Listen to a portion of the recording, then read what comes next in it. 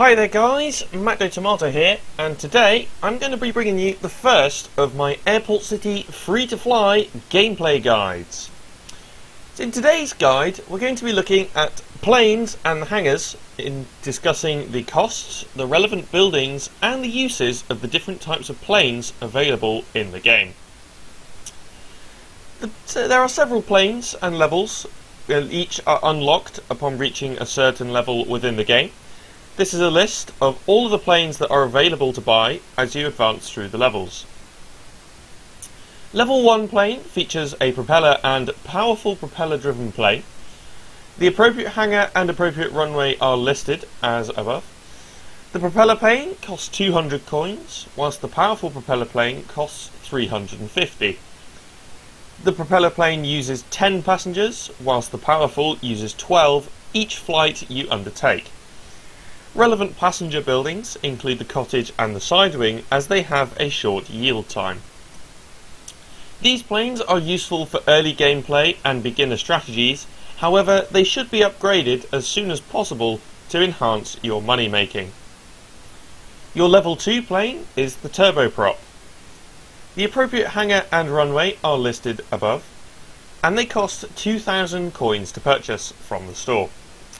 They use 38 passengers for each flight they undertake, and some flights require a pilot friend, with others requiring additional items which you can send to friends or ask of them.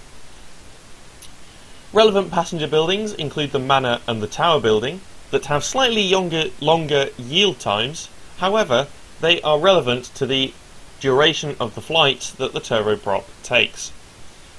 These are useful planes throughout the game, as some flights don't require pilots. However, many are required for stories and event missions that occur from time to time. As such, you will probably want to keep a fair amount of turboprops in your reserve for use for story and event missions that Airport City decide to run.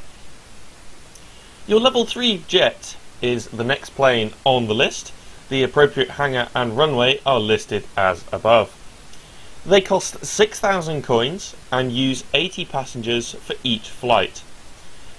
Jet flights require 2 pilot friends, with others requiring additional items on top of the pilots. The relevant passenger buildings include the mansion and the rather expensive apartment house for later levels. These planes are good mid-game staples if you have enough pilots, and are required for a fair few story and event missions alongside your turboprops. If you're low on pilots, I would suggest owning more turboprops than jets, as you will be able to undertake more flights and thus make more money and generate more experience points. Your level 4 planes consist of the standard and powerful Delta planes. The appropriate hangar and runways are listed above. A Delta plane costs 10,000 coins, whilst a powerful Delta costs 22,000 coins. Passenger usage is 160 for your normal Delta, whilst your powerful Delta takes 280 per flight. They also require 2 pilot friends to fly, with their relevant passenger buildings being listed, such as the Bearing Wall House and the House with a Pool. These are relevant due to their longer yield time. For example, the Bearing Wall House 1 every 8 hours. However, most of the Delta flights take between 5 and 7 hours, and the powerful Delta flights take between 7 and 9 hours. Thus, you will be able to collect your passengers at the same time as your flights return. These are strong planes that work well with less frequent play. However, 90% of your flights will require the use of a flight catering facility. For more information on the flight catering, please stay tuned with the channel for further guides. Your level 5 planes consist of the Jumbo and the Giant, with their appropriate hangar and runway listed above. The Jumbo plane costs 54,000 coins, and the Giant plane costs 300,000 coins. This is quite a significant jump as far as the cost is concerned, so you will be wanting to save up quite a lot of coins before making the leap from Jumbo to Giant. Their passenger usage is 380 for the Jumbo and a whopping 500 for the Giant for each flight undertaken.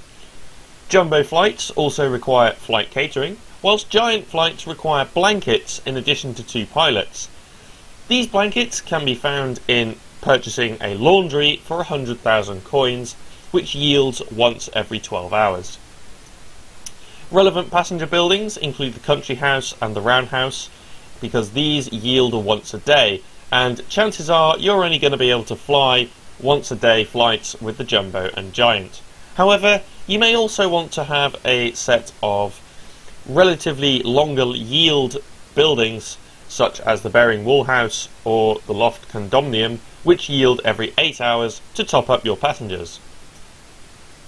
These planes use passengers heavily and are difficult to run many flights with them, and are therefore useful for infrequent play, for instance once a day visits. However, these planes do look awesome, and if you manage to get to this level, you will be very satisfied with your progression from a propeller plane to a giant Airbus A380. Airport City have recently added a brand new plane to the game, and this is the Falcon.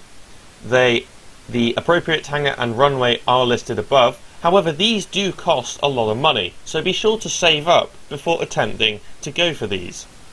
The cost is 500,000 coins, and each flight uses 350 passengers.